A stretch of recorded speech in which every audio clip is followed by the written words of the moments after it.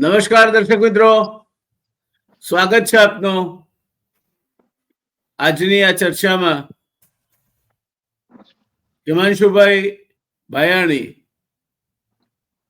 એક એવા પત્રકાર છે જે કોઈ ઓળખ કે જેને ફોર્મલ ઇન્ટ્રોડક્શન, ઔપચારિક પરિચયના મોહતાજ નથી. રિયલ ડિબેટના તો એ શુભેચ્છક છે, મિત્ર છે અને આપણને એમની નિષ્ણાત માર્ગદર્શનનો લાભ મળતો રહે છે. હિમાંશુભાઈ, સ્વાગત છે આપનું. આપે અમારી માટે ફાળવ્યો તે માટે મારી અને અમારા દર્શક મિત્રો તરફથી ખૂબ ખૂબ આવકાર. આજે એક જેને કહેવાય કે ક્રોસરોડ્સ, ચોરાહા પર આપણે આવીને ઊભા છીએ. એક બાજુ નેપાળ, જે આપણું પાડોશી દેશ છે, ત્યાં બધું સળગી રહ્યું છે અને એવું કહેવાય છે કે જ્યારે પાડોશના ઘરમાં આગ લાગે ત્યારે એની ઝાળ તો તમને લાગે જ. કદાચ તમારા ઘરમાં આગ તમારા ઘરે ના પ્રસરે તો કંઈકનું કંઈક તો તમારા માટે ચિંતાનો વિષય બને જ. એટલે એક નવી ચિંતા એ દિશામાંથી ઊભી થઈ છે. નેપાળના વડાપ્રધાને રાજીનામું આપ્યું છે. ત્યાંની રાજકીય પરિસ્થિતિ બહુ ફ્લુઇડ છે. હિંસક તોફાનો થઈ રહ્યા છે અને તે છેક ભારતની સરહદ સુધી ફેલાયા છે. એટલે એક એ ચિંતાનો વિષય છે આપણા માટે. એના પર પણ આપ પાસિંગ કોમેન્ટ કરશો તો આનંદ થશે. ત્યાર પછી આપણે મુદ્દા પર આવીશું. ટ્રમ્પે ફરી એકવાર પાછી ચેતવણીના સૂર ઉચ્ચાર્યા છે અને આ વખતે તો ઝેલેન્સ્કી પણ એને એન્ડોર્સ કરે છે કે હજુ પણ જે દેશો રશિયા પાસેથી ક્રૂડ ઓઇલ ખરીદવાનું ચાલુ રાખશે અને એ રીતે યુક્રેન સામે રશિયાનો જંગ ચાલુ રહે એમાં મદદરૂપ થશે તો હવે અમે આનાથી પણ આકરા એવા સેકન્ડરી સેન્કશન્સ લાદતા અચકાઈશું નહીં. અને ટ્રમ્પે કહ્યું છે કે અમારો મિત્ર એવો યુરોપિયન યુનિયનના દેશો પણ આવા દેશો સામે કડકાઈ વર્તે અને એમના ઉપર પણ એ લોકો ટેરિફ નાખે. બીજો એક બનાવ બન્યો છે તે એ છે કે 25% ટેક્સ એટલે ટેરિફ સબ કોન્ટ્રાક્ટિંગ જોબ્સ પર નાખ્યો છે. એટલે અમેરિકામાંથી જોબ્સ માઇગ્રેટ થાય છે અને બીજે જોબ ક્રિએટ થાય છે. એના કોમ્પેન્સેશન રૂપે અમેરિકાની કોઈ પણ કંપની જો ક્યાંય બહાર, અમેરિકા બહાર સબ કોન્ટ્રાક્ટિંગથી કોઈ વસ્તુ બનાવરાવે છે, પછી ઓટો પાર્ટ્સ હોય, સોફ્ટવેર હોય કે અન્ય કોઈ વસ્તુ હોય, તો એના ઉપર એનું એડવેલોરમ 25% પ્રમાણે એ કંપનીને ડ્યુટી ભરવી પડશે. એટલે એ પણ ભારતીય સોફ્ટવેર ઇન્ડસ્ટ્રી માટે મને લાગે છે કે એક સારા સમાચાર નથી. ઓટો પાર્ટ્સ ઇન્ડસ્ટ્રી માટે પણ એ સારા સમાચાર નથી, કારણ કે વધારાનો 25%નો ટેક્સ ત્યાંની કંપનીને ભરવો પડશે અને છેવટે કન્યાની કેળે જ ભાર છે. એટલે એ તો પોતે તો કોઈ પોતાના ઉપર રાખતું નથી. એટલે ભારતના નિકાસકાર કંપનીઓને આના કારણે મુશ્કેલી વેઠવાની આવશે. તો શરૂઆત કરીએ હિમાંશુભાઈ આ નેપાળની ઘટનાઓ ઉપર. આપ 5-7 મિનિટ આપનો તલસ્પર્શી વિવેચન આપો.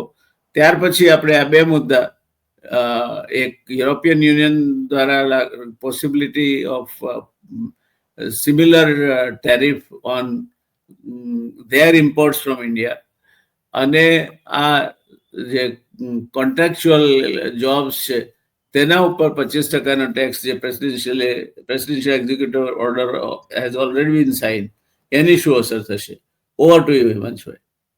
એટલે નમસ્કાર ધ રિયલ ડિબેટના દર્શકોને, આપને સૌ કોઈને જે આ કાર્યક્રમ જોઈ રહ્યું છે, આપની ટીમને.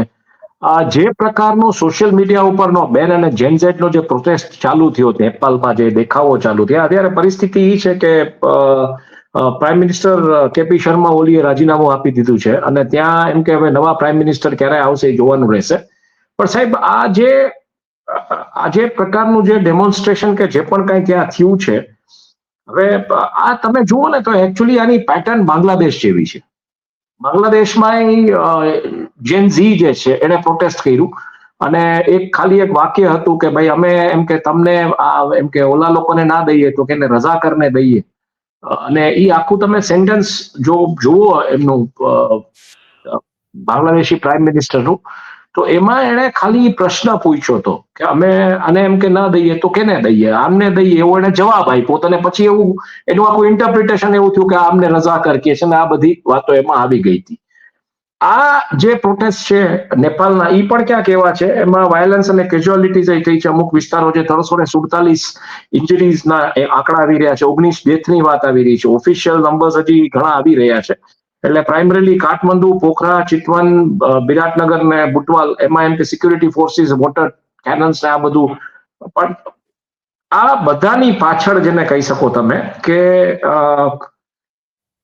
કોલિશનની જે ગવર્મેન્ટ હતી એ ક્યાંક જવાબદાર છે એવી વાતો આવી રહી છે. એક્સટર્નલ ફોર્સિસ કામ કરી રહી એવી વાતો આવી રહી છે.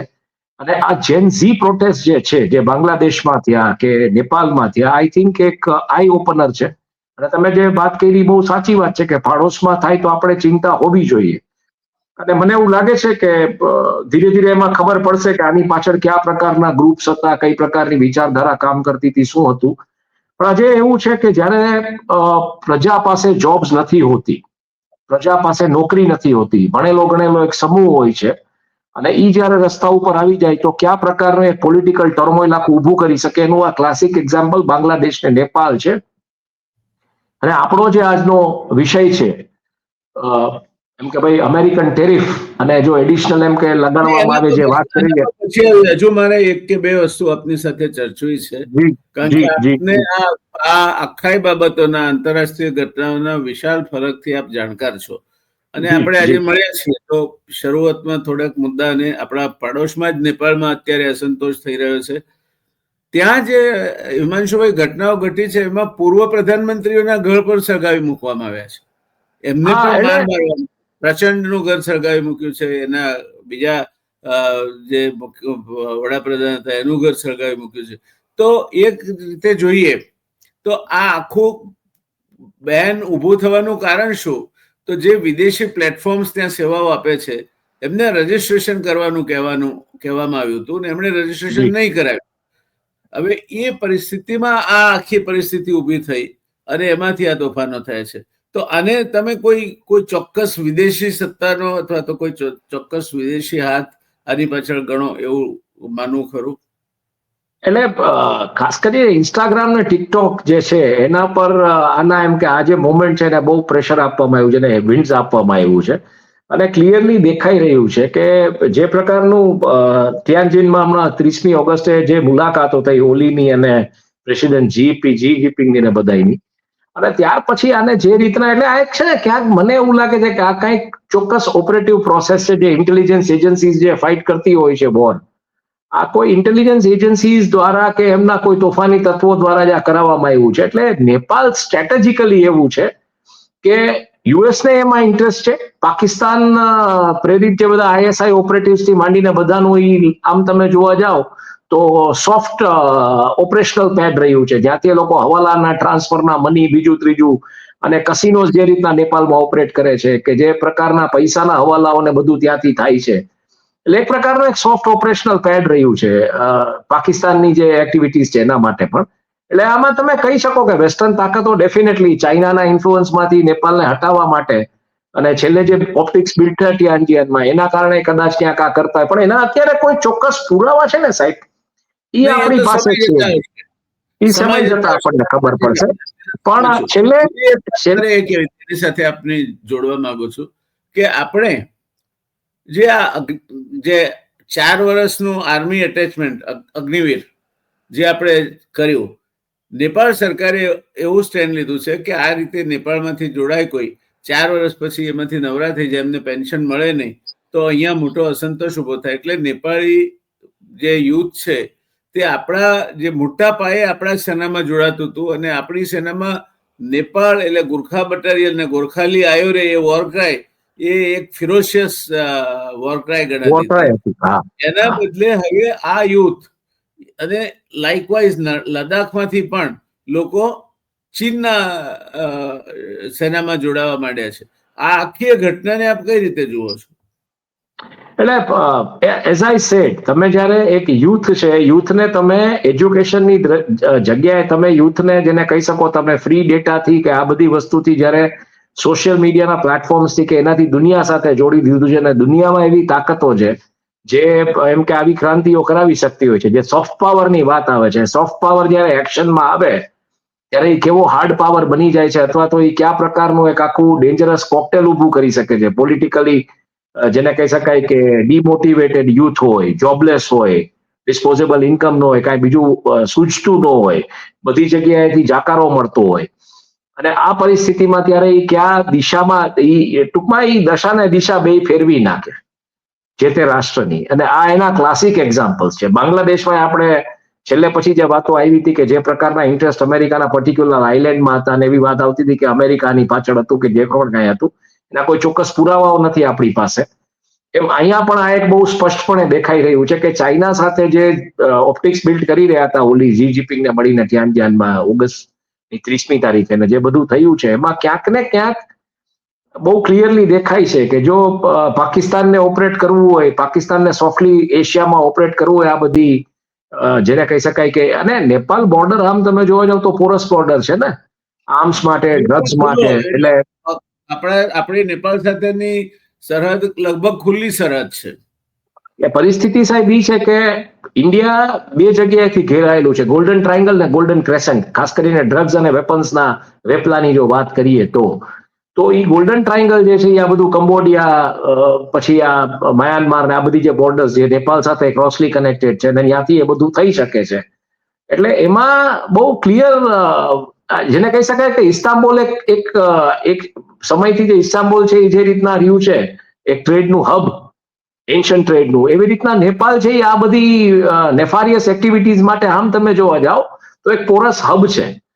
અને બાંગ્લાદેશ, નેપાળ, મ્યાનમાર આ બધી જગ્યાએથી જે પ્રકારના ઇન્સર્જન્ટ ગ્રુપ્સ બધું જે લોકો પાસે જે રીતના વેપન્સ આવે છે, નોર્થ ઈસ્ટની આખી તમે ક્યાંક ને ક્યાંક જે એક્ટિવિટીઝ જુઓ તો એ નેપાળ સાથે કે બાંગ્લાદેશ કે મ્યાનમાર સાથે કઈ રીતના સંકળાયેલી છે, આ બધું તમે જુઓ. કારણ કે બોર્ડર્સ ક્રોસ કરવી એટલે હાલીને બોર્ડર્સ તમે ક્રોસ કરી શકો બધી જગ્યાએ, અને જંગલ વાટે પણ જઈ શકો છો, અને તમને ખબર ના પડે કે તમે ક્યાં જ્યોગ્રાફીમાં છો.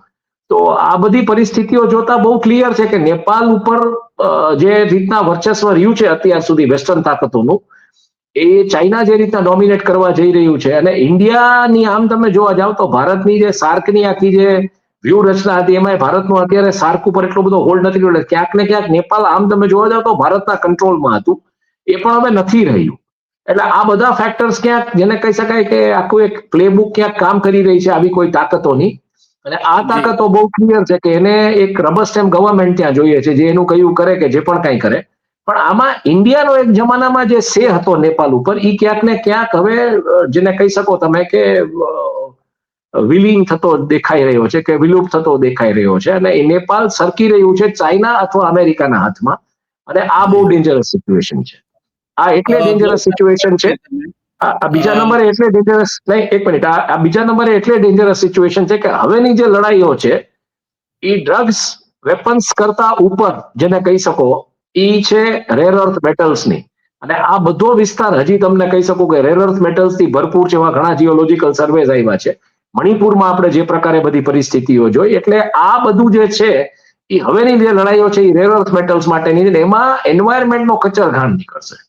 એટલે આમ તમે જોવા જાવ તો નેપાળ એન્વાયરમેન્ટલી પણ બહુ જેને કહી શકાય વેલ પ્રોટેક્ટેડ એરિયા છે. એટલે આમાં હવે એન્વાયરમેન્ટ પોઈન્ટ ઓફ વ્યૂથી આપણે જરાક બહુ બધી રીતે જોવું પડશે. કારણ કે બ્રહ્મપુત્રની જે આખી જે પ્રકારની પરિસ્થિતિઓ છે, ચાઇના જે રીતના વોટર કેનન વોર્સ કરી રહી છે આપણી સાથે, અત્યારે ચાઇનાની સાથે સંબંધો સારાની વાત છે, પણ ભવિષ્યમાં રહેશે કે નહીં આપણને ખબર નથી. એમાં નેપાળ જો સરકી જાય, એમાં નેપાળ સરકી જાય તો I think it is a very dangerous situation.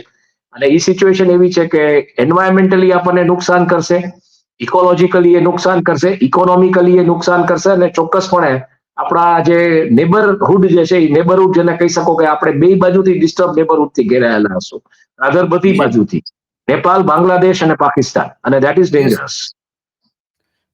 મારે આને થોડી આગળ વધારતા આપને પ્રશ્ન કરવો છે કે બાંગ્લાદેશ 1971માં આપણે બનાવ્યું. જો બાંગ્લાદેશનો કોઈ સર્જનહાર કે જનક હોય તો ભારત છે. એ બાંગ્લાદેશ છેક સુધી ભારત સાથે હતું. આ વખતે જ્યારે ભારતીય વડાપ્રધાનનો ત્રીજી વખત વડાપ્રધાન તરીકેનો સોગંદવિધિ થયો ત્યારે બાંગ્લાદેશના વડાપ્રધાન એ સોગંદવિધિમાં પણ હાજરી આપી. અને એ પછી ત્યાં જે થયું તે આપણી સામે છે. ત્યાં પછી બળવો થયો અને અમેરિકાએ આ એમના પ્રતિનિધિ તરીકે નોબેલ લોરિયટ જે બાંગ્લાદેશના વતની છે પણ રહેતા હતા અમેરિકામાં, એમને ત્યાં મૂકી અને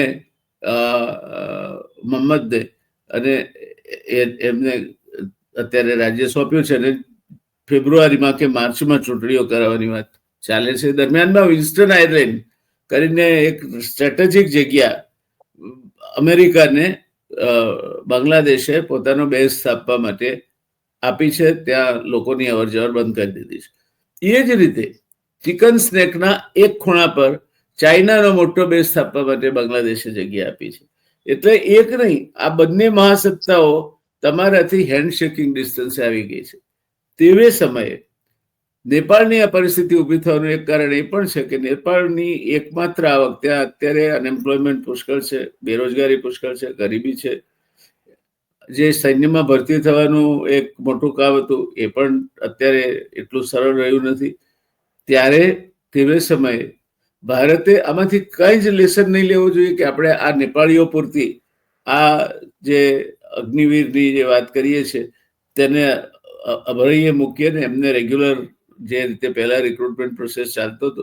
કારણ કે આપણી આર્મી માટે માઉન્ટેન જે આપણી બહુ મોટી સરહદ હિલી એરિયા અને બર્ફીલા વિસ્તારોમાં છે, ત્યાં નેપાલીઝ આર્મી અથવા લડાકીઝ એ લોકો બહુ સારી રીતે ઝીંક ઝીલી શકે તેમ છે. તો એને ખોઈ નાખવાથી આપણી સરહદી સુરક્ષા નબળી પડશે, એક વાત. બીજું, નેપાળ ટુરિઝમ પર આધારિત છે. સોશિયલ મીડિયા બંધ થાય એટલે તમે કશું જ બુક નથી કરી શકતા અહીંથી. You are totally blind. એ પણ એક કારણ એનું હોઈ શકે. એટલે એક બેરોજગારી, એક યુવાઓની પાસે કામ ન હોવું, અને ત્રીજું આપે જે બહુ જ સાચી વાત કહી કે સોશિયલ મીડિયાનો વ્યાપ. તમે એક માઇક્રોબ્લેડ સર્જનના હાથમાં આપો છો તો એ ઓપરેશન કરીને કોઈનો જીવ બચાવે છે, અને એ જ માઇક્રોબ્લેડ કોઈ ખિસ્સાકાતરને આપો છો તો એ કોઈનું ગજવું હળવું કરે છે. અનધિકૃત જ્ઞાન પણ જોખમી છે. એટલે વધારે પડતો સોશિયલ મીડિયાનો ઉપયોગ પણ આ પ્રકારની પરિસ્થિતિનું નિર્માણ કરે છે. તમને લાગે છે ક્યાંક આપણે વિદેશ નીતિમાં આપણી ભૂલ ખાધી છે? સાહેબ, ઇતિહાસના હું ઘણી વખત જોઉં તો મને એમાં ઘણા પ્રશ્નો થાય છે. અને તમે જે વાત કરી કે ભાઈ બાંગ્લાદેશ કે પાકિસ્તાન કે આ આખી ઘટના ક્યાંક આપણે જેને કહી શકાય કે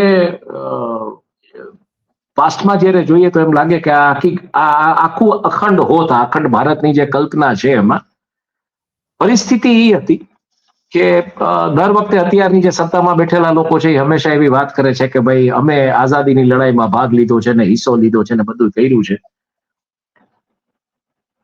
જ્યારે ઇન્ટરિમ ગવર્મેન્ટની સ્થાપના કરવામાં આવી હતી અને ઇન્ટરિમ ગવર્મેન્ટની સ્થાપના વખતે એક આખું જૂથ જે છે મુસ્લિમ લીગનું, એટલે કોઈની પ્રત્યેનો દ્વેષભાવ કે એવી વાત નથી, પણ જે તમે મિડસમર નાઇટ્સ ચિલ્ડ્રન કે આ બધી બુક્સ જ્યારે વાંચો છો ને એમાં જે ડાયલોગ્સ થાય છે મહાત્મા ગાંધી વચ્ચેના કે સરદાર વલ્લભભાઈ પટેલના કે નહેરુના કે આ બધા, અને હું એવું બહુ સ્પષ્ટપણે માનું છું કે એવું જે એક આખું પોલિટિકલ ફોર્મેશન જે હતું ને કે એક સ્ટેટ્સમેન, એક પોલિટિશિયન અને એક સોશિયલ એન્જિનિયર.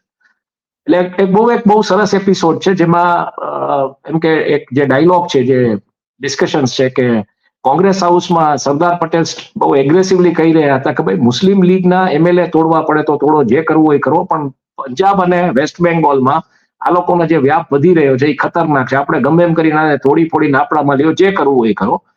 નહેરુ અને સરદાર જયારે ચર્ચા કરી રહ્યા હતા, ગાંધી ત્યાં હાજર હતા, ગાંધીજી ઉભા થઈને ચાલતા થાય છે, એટલે સરદાર પૂછે છે કે ભાઈ બાપુ તમે ક્યાં ચાલ્યા, એમ કે તમારી હાજરીમાં ચર્ચાઓ કરવી જ પડે એમ છે. તો કે આના માટે આઝાદીની મેં સપના નહોતા જોયા, એમ કે આ તોડજોડની રાજનીતિના મારો વિષય નથી, કે હું નવખલી જાઉં છું. તો કે કેમ? તો કે નવખલીમાં બસ હિન્દુ અને મુસ્લિમ ભાઈઓ વચ્ચે પ્રોબ્લેમ છે ને મારે ત્યાં જઈને શાંતિ કરવી છે.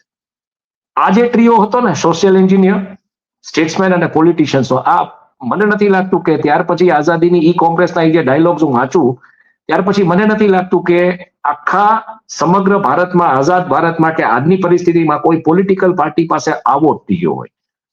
કોઈ પણ પોલિટિકલ પાર્ટી પાસે આવા ટ્રીઓની જરૂર છે. એક્સેપ્ટેબલ સોશિયલ જે હિમાંશુભાઈ કે છે એ ટ્રીઓ એટલે ત્રિપુટી.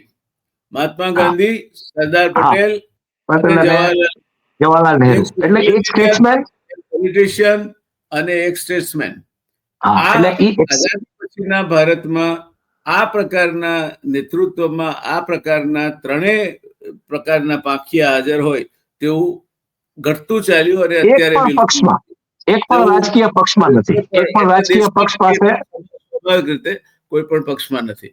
પણ હિમાંશુભાઈ, તો પછી આપણે એટલે એના ઉપર હું આવું, એટલે એના ઉપર હું આવું, એના ઉપર હું આવું. તમારે એમાં એક પોઈન્ટ આપવું છે એટલે વચ્ચે હું પડું છું તમારી જી કે જી જી આપણે એક બાજુ ચીનમાં હમણાં યોજાઈ ગઈ તે એસસીઓ બેઠકમાં જઈએ અને એસસીઓ બેઠકમાં ચીન અને રશિયા સાથે અત્યંત નિકટતા છે તે પ્રકારના ફોટા વેતા કરીએ. બીજી બાજુ એના પછી 3 સપ્ટેમ્બરે વિક્ટરી પરેડ યોજાય. એમાં આજે જેણે રાજીનામું આપ્યું નેપાળના વડાપ્રધાન ઓલી હાજર હતા, માલદીવ્સ હાજર હતું, પાકિસ્તાન હાજર હતું, બાંગ્લાદેશ હાજર હતું, ભારત નહોતું હાજર. ભારતને ઇન્વિટેશન મળ્યું હતું કે નહીં તે પણ ભારત સરકાર ખોલીને કહેતી નથી. ત્યાર પછીનો ત્રીજો મુદ્દો કે હમણાં સાર્કની વર્ચ્યુઅલ કોન્ફરન્સ થઈ, તે વડાપ્રધાને નહીં પણ વિદેશ મંત્રીએ સંબોધી. હવે વર્ચ્યુઅલમાં તો ઓફિસમાં બેઠા બેઠા તમારે જોડાવાનું હોય છે. તો એટલી બધી બીક આપણને અમેરિકાની લાગે છે કે વર્ચ્યુઅલ કોન્ફરન્સ થઈ આની બ્રિક્સની, એમાં પણ આપણે ના જોડાઈએ અને અમેરિકાથી ગભરાઈને બ્રિક્સથી દૂર રહેવાની ચેષ્ટા વડાપ્રધાન કરે અને વિદેશ મંત્રી એને સંબોધે વર્ચ્યુઅલ કે ચીન આપણને વિક્ટરી પરેડમાં ના બોલાવે અથવા તો એસસીઓમાં આપણે જઈએ અને એને એવો દેખાવ કરીએ કે હવે ચીન અને રશિયા બંને આપણી સાથે ઊભા છે અને આપણે ચિંતા કરવાની જરૂર નથી. અને એના બીજા જ દિવસે અમેરિકા 25% તમારા ઉપર સબ કોન્ટ્રાક્ટ જે કરે છે એના ઉપર ટેક્સ નાખે અને તમને ધમકી આપે સેકન્ડરી સેન્કશનની. આ શું છે બધું? Where are we failing? એટલે હું આવી જાવ એના ઉપર, પણ પહેલા એક જે વાત મારે કરવાની છે કે આ ટ્રાયો આજે નથી, અને આ ટ્રાયો જો હોત અથવા તો એ ટ્રાયોની જે લેગેસી ક્યાંક કન્ટિન્યુ રહી હોત, કારણ કે આ ટ્રાયો એવો ટ્રાયો હતો કે જેને કહી શકાય કે આખું સોશિયલ એન્જિનિયર જે એક્સેપ્ટેબલ સમાજમાં, એક સ્ટેટ્સમેન જે એક્સેપ્ટેબલ સમાજમાં, એક પોલિટિશિયન જે એક્સેપ્ટેબલ સમાજમાં, અને ત્રણેય વચ્ચેનું એવું એક અનરિટન એગ્રીમેન્ટ કે જ્યાં જરૂર પડશે ત્યાં સેક્રિફાઈસ કરી દેશું, સત્તા માટે આપણે કામ નહીં કરીએ, આપણે દેશ માટે કામ કરીશું. હવે બીજી બાજુ તમે જુઓ તો 3 એવા જણા જેણે આ દેશને લિટરલી તોડવાનો પ્રયત્ન કર્યો હતો. મોહમ્મદ અલી જીના, સુરાવર્દી વેસ્ટ બેંગાલના ગવર્નર અને લિયાકત અલી ખાન. આ 3 જણાએ નક્કી કર્યું હતું કે આપણે ઇન્ટરિમ ગવર્મેન્ટે નહીં ચાલવા દઈએ. અને જીન્નાએ વખત આવે એવું સ્ટેટમેન્ટ આપ્યું હતું કે અમારી પાસે બંદૂકો છે ને અમને બંદૂકો ચલાવતા આવડે છે. મારો ત્યારે ઇતિહાસમાં એક જ પ્રશ્ન મારા મગજમાં હંમેશા ગુંજે છે કે તમે હત્યાનું કાવતરું કેનું કર્યું? એક માણસ જે 2 લોકોના સહારે ચાલે છે, જે એક ધોતિયું, એક વસ્ત્ર વીટીને લાકડીના સહારે ચાલે છે, અને જેનામાં વોર ટ્રાઇબના કોઈ લક્ષણો નહોતા, એવા માણસની હત્યાનું તમે કાવતરું કર્યું. તમે ઈ લોકોને કેમ તમે કંટ્રોલમાં ન રાખ્યા, જે લોકો કાયદેસર રીતે ત્યારે રાષ્ટ્ર વિરોધી તત્વ હતા અને રાષ્ટ્ર વિરોધી આખી એક હવાની લહેર ઊભી કરી અને રાષ્ટ્રને ટુકડામાં બાટી નાખ્યો, એવા તત્વોની સામે કેમ એના હત્યાના કાવતરા ન થયા? આ ઇતિહાસને મારો પ્રશ્ન છે. બ્રિટિશરોને પાછળ ભીતથી ધરા છોડી જવી હતી અને દેશને કરીને જવું.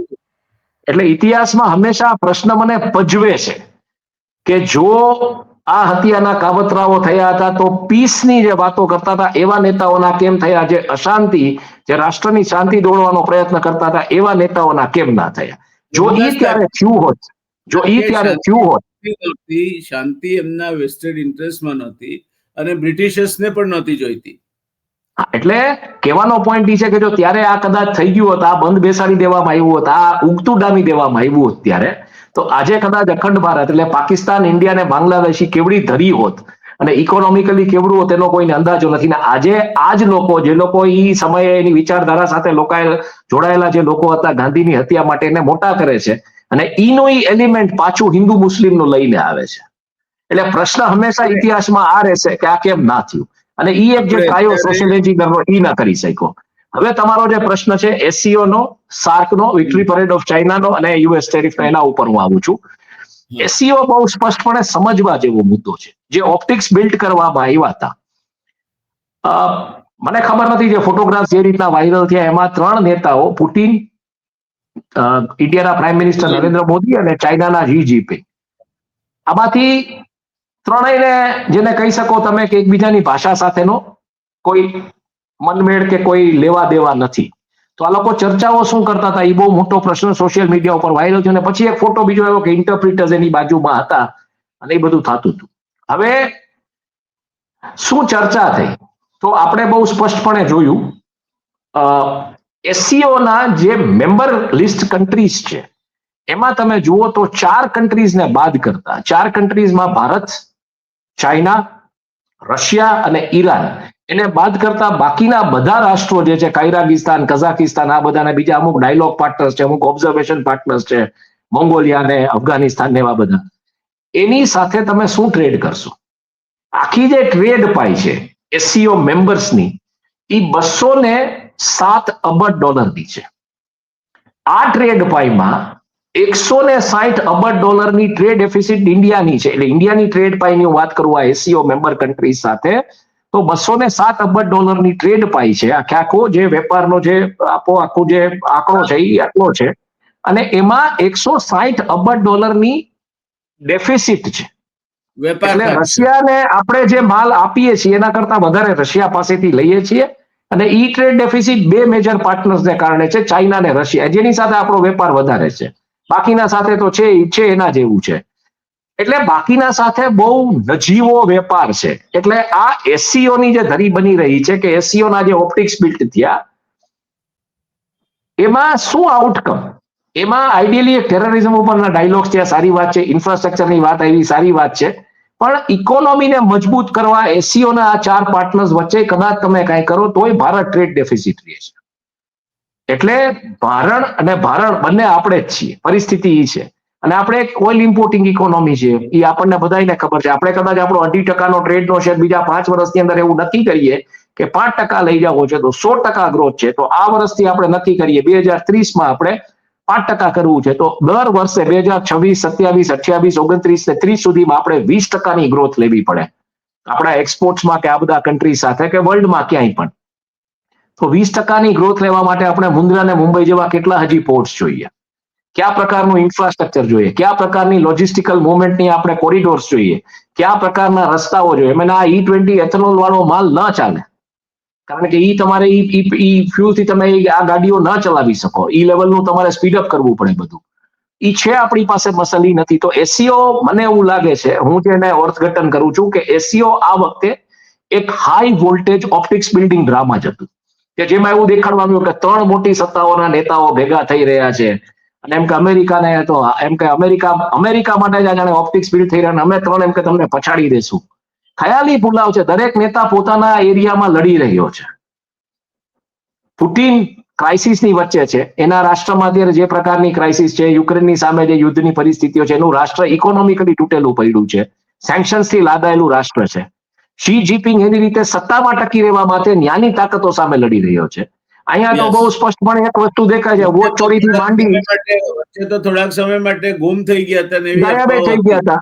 હા, એટલે અને અહીંયા તો આપણે બહુ સ્પષ્ટપણે જોવા જાય તો વોટ ચોરીની વચ્ચે આ સરકાર ઝોલા ખાય છે અત્યારે. અને દરરોજ નવી હેડલાઇન્સ બિલ્ડઅપ કરવાનો પ્રયત્ન કરે છે. કોકની કોર્પોરેટમાંથી રીજામાં આવે, કોકની વનતારામાં રેડવું પડે, કોકની અનિલ અંબાણીને ત્યાં રેડવું પડે.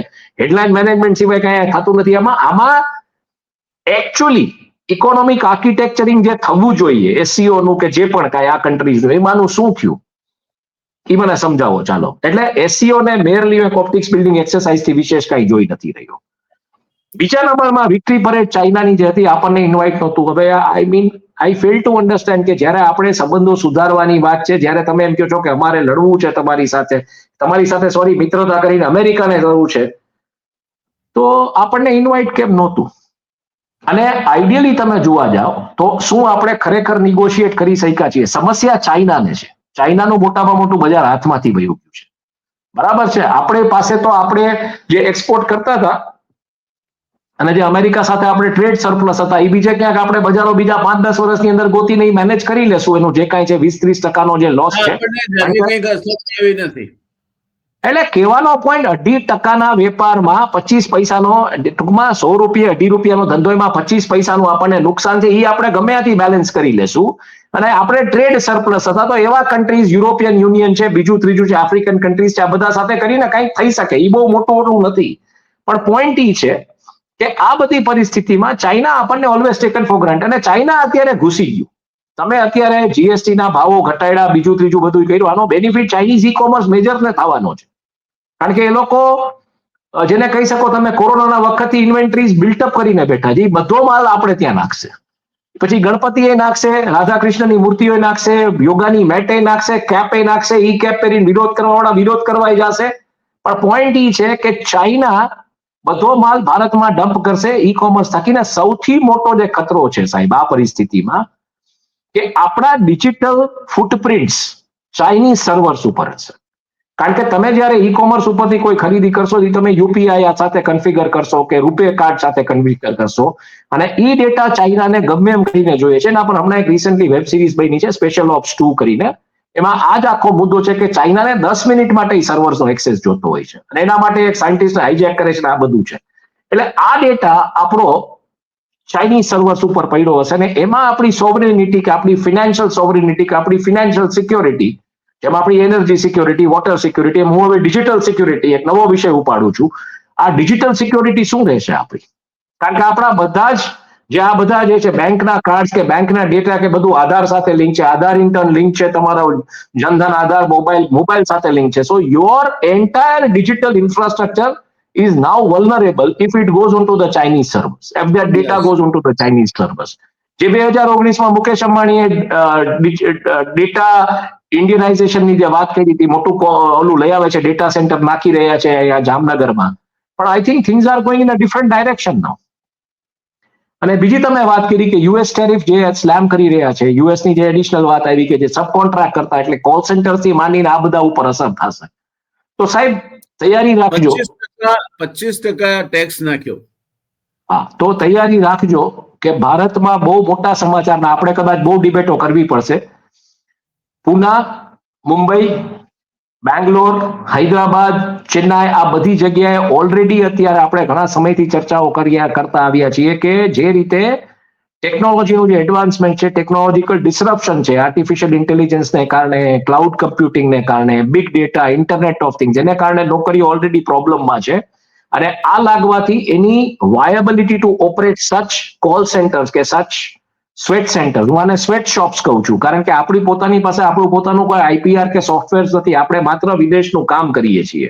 બીજી 10 કલાક આ બાજુથી આગળ અને 10 કલાક આ બાજુથી પાછળ, એટલે આપણે મિડમાં બેઠા છીએ અને આપણે દુનિયા આખીનું કામ કરીએ. We are sweat shops. એટલે આ સ્વેટ શોપ્સ બંધ થશે અને આ જશે વિયેટનામ કે કોઈ એવા ઓછા ટેરિફ વાળી જગ્યાએ, અથવા તો બધી બીજી જગ્યાએ. એટલે રેવન્યુઝ બધી ઈ ગવર્મેન્ટને જશે. એટલે સર્વિસ સેક્ટર સામે મોટી ચેલેન્જ આવશે. અને આ આપણે ઘણી વખત ટેકનોલોજી ડિસ્રપ્શન એંગલથી વાત કરી હતી, પણ હવે આને આપણે યુએસ ટેરિફના એંગલથી પણ વાત કરવી પડશે. અને ત્યારે જે અર્બન વોટ બેંક ઉપર આ ભારતીય જનતા પાર્ટી આમ કોલર ઊંચા કરીને આવતી હતી કે અર્બન વોટર્સ અમારી તાકાત છે, એ જ અર્બન વોટર્સ આ નેપાળ ને બાંગ્લાદેશની જેમ નવરા પડ્યા હશે, મફતનો ડેટા વાપરતા હશે, સોશિયલ મીડિયા વાપરતા હશે અને વિચારતા હશે કે આ શું કામ થયું. ત્યારે જે બવંડર ને જે તોફાન ઉભું થશે એ કંટ્રોલ કરવાની તાકાત આ સરકારમાં છે. પરિસ્થિતિ આ છે. એટલે આ બહુ મોટો વિષય છે. આપો એક હું લાઈવમાં છું, તમને 10 મિનિટમાં કોલ કરું.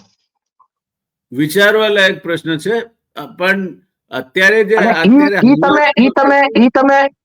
તમે જે વાત કરી કે નેપાળ ને બાંગ્લાદેશની, તો હું અત્યારે આપના કાર્યક્રમ થકી આ કહું છું કે 25% ટેરિફને કારણે જે કોલ સેન્ટર્સ કે યુએસની જે મલ્ટીનેશનલ કંપનીઝ જેનો આ જોબ આઉટસોર્સ કરવામાં આવ્યા છે, એ જયારે એમ કહી દે છે કે આ વાયેબલ નથી અને નોકરીઓ જાશે, આ બધા 5000 આઈટી કંપનીઝ આજે બેંગ્લોરમાં કામ કરી રહી છે, અથવા આઈટી બેકએન્ડ કંપનીઓ કામ કરી રહી છે. શેલની કયો, જુદી જુદી ટાર્ગેટની કયો, વોલમાર્ટની કયો, બધાની કયો ત્યાં કામ કરી રહ્યા છે.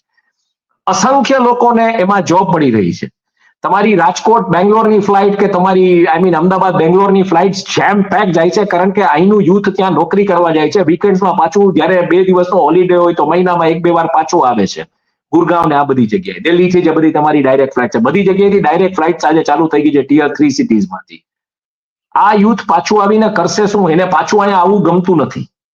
બરાબર છે. અમુક લોકો તો એટલે નથી આવતા કે એના અમુક સોશિયલ ટેબુઝ જે હોય છે ફેમિલીઝની અંદર, જે પ્રકારના અમુક પ્રકારની ધાર્મિક ઓલી ફોલો કરતા હોય તો એ પ્રકારની લાઈફ ત્યાં જીવી નથી શકતા. એ ગામમાં રેગ્યુલરલી વીકેન્ડ ઉપર પાર્ટીઝ કરતા હોય, લીકર લેતા હોય, નોનવેજ લેતા હોય, તો એ લોકો એટલે ત્યાં રહીએ છે. હવે આખો આ વર્ગ જ્યારે જોબલેસ થશે, એ પાછો અહીંયા આવશે તો એ શું કરશે? આના માટે સરકાર પાસે કોઈ આયોજન છે? આના માટે સરકાર પાસે કોઈ તૈયારી છે? ત્યારે તમને સોશિયલ મીડિયા ઉપર જે અનરેસ્ટ દેખાવાનો ચાલુ થશે એ અનબિલીવેબલ હશે. જે તમે આ ડેટાની જાહેરાતો, જે ડેટા ફ્રીની જાહેરાતો જે ફ્રન્ટ પેજ ઉપર છપાવી હતી તમે જે ઉદ્યોગપતિઓ સાથે, એ ઉદ્યોગપતિ જ કદાચ આમાં પછી adding fuel to the fire કરશે ને વધારે ડેટા પેક ફ્રી આપશે. જે કરવું હશે એ કરશે, કારણ કે બહુ ક્લિયર આવી રહ્યું છે બધી જગ્યાએથી કે ડિસરપ્શન ક્યાંક ને ક્યાંક ચાલુ થઈ ગયું છે ઉદ્યોગ ગૃહોને કોર્પોરેટ્સ અને સરકાર વચ્ચે જે તાલમેલ હોવો જોઈએ નથી, એટલે તો આ જીએસટી ઘટાડવામાં આવ્યો છે બોમ્બે ક્લબને રાજી કરવામાં. પણ હવે એ નથી થઈ રહ્યું. ઈ જ કોર્પોરેટ્સ એક જમાનામાં આ બહુ જેને કહી શકાય કે તારીફના ફૂલો બરસાવતા હતા, ઈ જ કોર્પોરેટ્સ આજે નારાજગી વ્યક્ત કરી રહ્યા છે. કોર્પોરેટ ટેક્સીસ તમને ઓછા કરી દીધા, પ્રીમિયમાઇઝેશન વાળું માર્કેટ આપ્યું, આજે આ જ કોર્પોરેટ તમારાથી નારાજ છે કે જે ડિમાન્ડ નથી. બરાબર હિમાંશુભાઈ, પણ પાડોશીના ઘરમાં આગ લાગી છે ત્યારે એટલું તો આપણે ચોક્કસ કહીએ દર્શક મિત્રોને કે ભારત માટે ચિંતાનો વિષય છે. 100%. બીજો ચિંતાનો વિષય એ છે કે બ્રિક્સની જે કોન્ફરન્સ થાય, વર્ચ્યુઅલ કોન્ફરન્સ થાય, એ out of the blue moon, વિદેશ મંત્રીને તો કોઈ દિવસ પ્રોજેક્શન મળતું નથી. સાર્કની કોન્ફરન્સ, બ્રિક્સની નહીં, સાર્કની. સાર્કની હમણાં બ્રિક્સની વર્ચ્યુઅલ કોન્ફરન્સ થઈ છે. બ્રિક્સની વર્ચ્યુઅલ કોન્ફરન્સ, હા, એની વાત કરું છું. સાર્ક તો પાકિસ્તાનમાં થવાનું છે એટલે એને અભરાઈએ ચડાવી દીધું છે. એમાં પણ આપણી વિડંબના જુઓ કે આપણે જય શાહનું ક્રિકેટ કંટ્રોલ બોર્ડ પાકિસ્તાન સાથે મેચ રમાડી શકે, પણ આપણે સાર્કની મિટિંગ પાકિસ્તાન કરવા માટે ન જઈ શકીએ. એટલે આ બધા પ્રશ્નો આપણા છે. પણ મારો કહેવાનો મતલબ બીજો હતો, અને એ છેલ્લું વાઇન્ડિંગ અપ તરીકે મારે ઓબ્ઝર્વેશન મૂકવું છે આપના કોમેન્ટ્સ માટે, કે ખરેખર આ જે ધમકી અમેરિકા આપે છે કે અમે યુરોપિયન યુનિયનના દેશોને પણ, અમારા સાથીઓ છે એમને વિનંતી કરી છે કે જે લોકો રશિયન તેલ ખરીદવાનું બંધ ના કરે તેના ઉપર તમારે પણ ટેરિફ નાખવા, તે બાબતે આપને શું કહેવું છે? એટલે ડોલરને ટકાવવા માટેની બધી રમત છે. આજે તમે જુઓ રૂપિયો 88 પહોંચી ગયો છે, બરોબર છે. આ બધી રમત ડોલરને ટકાવવાની છે. મારો પ્રશ્ન નથી. મારો પ્રશ્ન એ છે કે યુરોપિયન યુનિયનના દેશો આ નાખવા માટે તૈયાર થશે કે કેમ? ના, જે પ્રકારના ટ્રેડ એગ્રીમેન્ટ બધું થયું છે એમાં મને નથી લાગતું કે યુરોપિયન યુનિયન આના માટે તૈયાર થશે. અને આમ તમે આઈડિયલી જોવા જાઓ તો ઓવરઓલ તમે જોવા જાઓ તો યુરોપની ઇકોનોમીમાં જે ન્યુ એજ ઇકોનોમી છે એના તરફ હજી યુરોપ જોઈએ એવી રીતના ઢળ્યું નથી. જે પ્રકારે એશિયા ઢળી ગયું છે, જે ટેકનોલોજી ડ્રીવન ઇકોનોમી છે કે આ બધામાં યુરોપ હજી ટ્રેડિશનલ મેન્યુફેક્ચરિંગને ઇકોનોમિકલ શિફ્ટ આખો લઈ જવો હોય ટેકનોલોજીમાં, તો એમાં સ્ટ્રગલ કરી રહ્યું છે. No doubt about that. એમનું જે વેપન મેન્યુફેક્ચરિંગ આ બધું જે છે એ રીતે ચાલે છે. પણ જે આઈડિયલી જે પ્રકારે આજે તમને કહું ડિજિટલ પેમેન્ટ સિસ્ટમ્સમાં કે એમાં જે રીતના એશિયન કન્ટ્રીઝ માથું કાઢી ગયા છે, એ રીતના હજી યુરોપ નથી કાઢી શક્યું. કે આ જે વાયર કાર્ડ કરીને તો આખું એનું સ્કેમ થયું. એટલે હજી ક્યાંક એ લોકોનું, મારું એવું માનવું છે કે they are more into aesthetics and aesthetics driven economy. અને એનું તમે આખું જે જુઓ તો એનું આર્ટ, કલ્ચર, હિસ્ટ્રી આ બધા ઉપર હજી એ લોકો ક્યાંક ને ક્યાંક બેન્ક છે. એટલે જે એક આખી યુરોપની ઇકોનોમીને ચલાવવા માટેની જે જનરેશન જોઈએ એ નથી.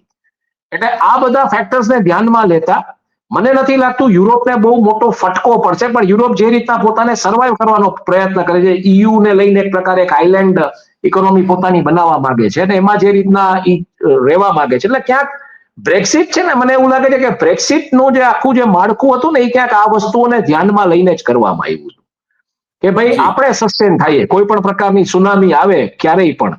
અને એ ડેટા આઈ થિંક બહુ વ્યવસ્થિત રીતે લોકો સ્ટડી કર્યો હતો. ત્યાર પછી જે અને એમાંય બ્રેક્સિટ જે થ્રસ્ટ બ્રેક્સિટે ગેઇન કર્યું કે જે મોમેન્ટમ બ્રેક્સિટમાં આવ્યું એ મારા ખ્યાલથી જે પિગ્સ ઇકોનોમી ઉઠી ગઈ, જે આઈ મીન જે ઇટલી પછી ગ્રીસ અને સ્પેન અને આ જે બધા કન્ટ્રીઝ હતા પોર્ચુગલ ને ત્યાં જે સમસ્યાઓ સર્જાણી હતી કે તમારે અઠવાડિયે અમુક યુરો તમે ઉપાડી શકતા હતા, પછી મોમેન્ટમમાં જોરદાર થ્રસ્ટ આવ્યો હતો અને યુરો તમે આજે જુઓ તો યુરો કમ્પેરેટિવલી સ્ટ્રોંગ છે. ભલે વિધિન ધ ટ્રેડ ચાલે છે પણ યુરો આજે કમ્પેરેટિવલી સ્ટ્રોંગ છે કરન્સીની દ્રષ્ટિએ જોવા જાવ તો. એટલે હજી યુરોપ પોતાના જ કન્ઝમ્પશન ઉપર પોતાની જ રીતે સસ્ટેન થવાનો પ્રયત્ન કરે છે અને યુરોપની મોટી ચેલેન્જ એ છે કે એને ઇકોનોમી ચલાવવા માટે, યુરોપિયન ઇકોનોમી ચલાવવા માટે એક જનરેશન જે જોઈએ એ નથી, એટલે એ લોકોએ પોતાના ફ્લડગેટ્સ ઓપન કરી લીધા છે. એટલે આપણે જોઈએ છીએ કે બહારથી, એટલે ખાસ કરીને ભારતીયો પોલેન્ડ છે, ગ્રીસ છે, આ બધી જગ્યાએ, જર્મની, બધી જગ્યાએ આપણા ભારતના છોકરાઓ બહુ હવે જાય છે, ત્યાં સેટલ થાય છે ધીરે ધીરે, અને બધું ત્યાં ચાલુ કરી દીધું છે એ લોકોએ. પણ એવી પરિસ્થિતિમાં મને એવું લાગે છે કે યુરોપ છે એ કદાચ એવો એક આખો ખંડ બની જશે જે કોસ્મોપોલિટિન ખંડ હશે અને એને પોતાનું સર્વાઈવલ માટે આ પ્રકારનું ટેલેન્ટ બહારથી લઈ આવી અને પોતાનું મેનેજ કરવું પડશે. પણ હું નથી માનતો કે બહુ મોટો ઇમ્પેક્ટ યુરોપને અમેરિકી જે આ જે સેકન્ડરી ટેરિફ છે કે એનો પડશે, કારણ કે એઝ આઈ છે એમની જે તમે કંપનીઝ જુઓ, ઇવન ફોર્ચ્યુન 500માં તો યુરોપિયન કંપનીઓ હવે એટલી બધી રહી નથી. એક જમાનામાં જે આઈ મીન જે દબદબો હતો આઈ મીન આનો કારણ કે મેન્યુફેક્ચર આ આઈટી અને જે ઇન્ટેલેક્ચ્યુઅલ પ્રોપર્ટી છે તેના પર આધારિત છે.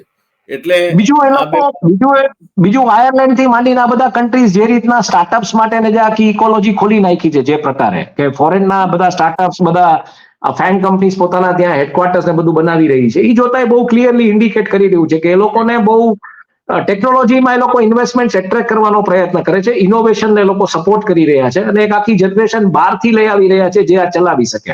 એટલે એ લોકોએ ઈ પાસપોર્ટની સ્કીમ પણ લોન્ચ કરેલી છે, ઈ સિટીઝન્સ ને ઈ પાસપોર્ટ્સ, કે જે આ નોમાડ્સ જે હોય, જે આઈટી નોમાડ્સ હોય, જે ત્યાં જઈને રહી શકે ને આ બધું કરી શકે.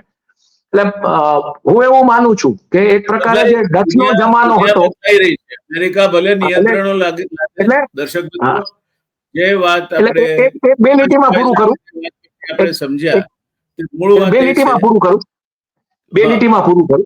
એટલે જે જમાનો હતો ને કે જે આખી એક સાયકલ આવી, ડચની આવી, પછી બ્રિટિશર્સની આવી અને અમેરિકન્સની આવી, એ સાયકલ હવે ચાઇના તરફ જઈ રહી છે. ચાઇનીઝ લોકો, કારણ કે બેટરીથી દુનિયા ચાલવાની તો ચાઇના પાસે જ વસ્તુ છે, એટલે એમાં ક્યાંક યુરોપ ઇઝ લેગિંગ. એટલે યુરોપ પોતાનું સસ્ટેન કેવી રીતના કરે એ દિશામાં ક્યાંક જઈ રહ્યું એવું મને લાગી રહ્યું છે.